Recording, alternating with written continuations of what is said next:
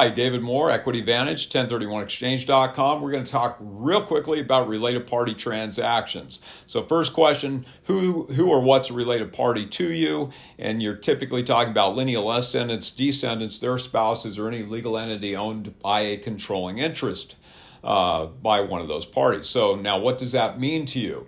Typically you can sell in an exchange to a related party. We wouldn't want to see you buy from a related party. Now, there's a couple exceptions to that rule. One, if both you and the related party are doing exchanges and both of you intend to hold or actually do hold your respective replacement properties for no less than 2 years, that's fine.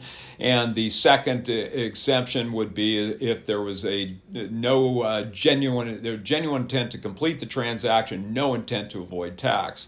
Well, sometimes people attack that one because is the exchange an effort to avoid tax? I'd say no, it's an effort to defer tax. Once again, David Moore, Equity Advantage, 1031exchange.com. Thank you.